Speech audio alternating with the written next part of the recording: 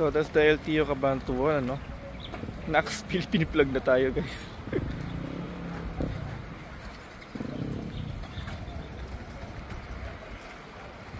Ito yung pinaka-entrance niya. Yung mga parking naman dito.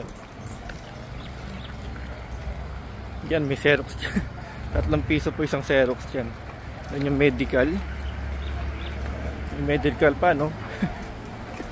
That's 400 pesos. So, equivalent $8 kapag renew ka na. Yan yung medical dyan. Ayan. So, sakay tayo ng tricycle.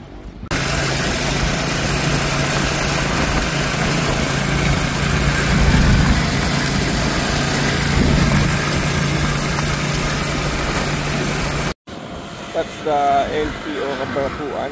Yun yung kanyang entrance, guys. Napasok.